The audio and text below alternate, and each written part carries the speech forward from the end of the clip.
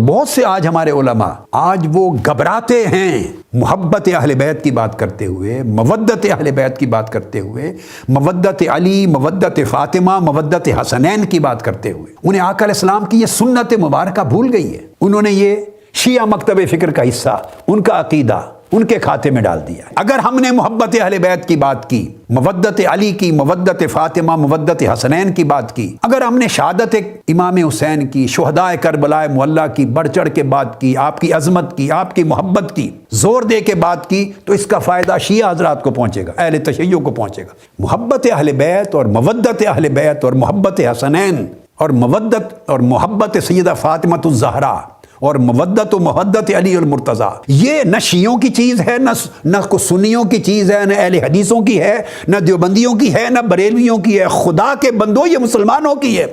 سب اسلام کی امت مسلمہ کی میراث ہے، یہ ایمان ہے، یہ قرآن کا میسج ہے، اس کو قرآن نے فرض کیا ہے۔ امام اعظم حضرت امام ابو حنیفہ رضی اللہ تعالیٰ عنہ اتنی شدید محبت اہل بیت کی کرتے اور ائمہ اطہار اہل بیت کی اتنی تکریم کرتے کہ لوگوں نے ان پر شیعہ ہونے کا طعنہ کیا، کتابوں میں لکھا ہوا ہے، ان کو شیعہ کہتے۔ امام اعظم ابو حنیفہ کو تو وہ شیعہ ہو گئے، تو پھر سنی کون بچا؟ امام شافعی کو بھی شیعہ کہتے تھے، رافضی کہتے تھے۔ تو آپ نے جواب میں فرمایا اگر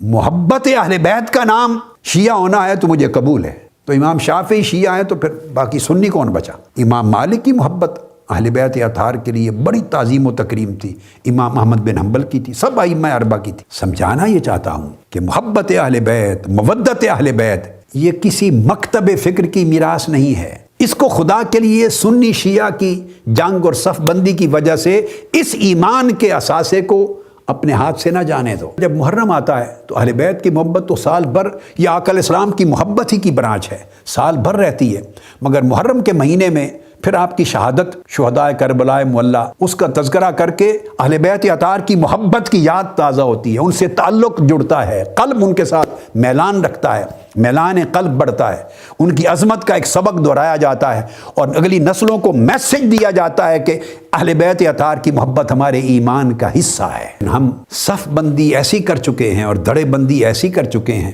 کہ تذکرہ نہیں ہے، گھبرانے لگ گئے۔ اب کوئی تو چاہیے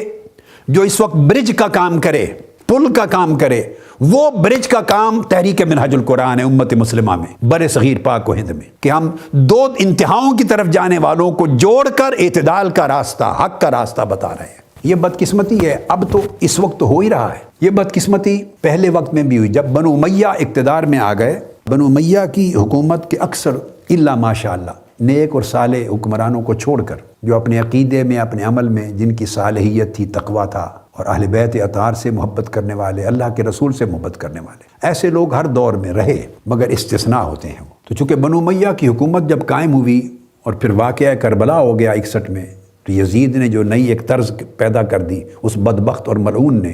تو ایک کلچر ڈیولپ ہو گیا، تو وہ پولیٹیسائز ہو گیا سارا میٹر۔ تو اہل بیت، حضور کی اطرت پاک، اہل بیت پاک، ان کے خلاف منابر پر ان کے جو چھوکرے ہوتے تھے، لونڈے، ان کے ایس ایچ اوز، ان کے ڈی ایس پیز، ان کے ایس پیز، ان کے وزیر، ان کے مشیر، ان کے M P MNAs, چھوٹے جو ان کے سیاسی نمائندگان، جن کو چھوٹی چھوٹی سطح کا اقتدار ملتا ہے، طاقتور ہوتے، اور علاقوں میں بھی ان کے جو ذمہ داران نمائندگان ہوتے، وہ اہل بیت اطہار کے خلاف ایک ماحول پیدا کرتے، گالیاں دیتے تھے۔ حتیٰ کہ سیدنا عمر بن عبدالعزیز جو خلیفہ راشد کہلاتے، جب ان کا دور آیا تو ان کو یہ قانون نافذ کرنا پڑا، قانون کے جو یزید کو امیر المومنین کہے گا، شرعی طور پہ اس کو کوڑوں کی سزا دی جائے گی۔ اس کو آئیڈیالائز کر لیا گیا تھا کہ یزید اہل بیت پاک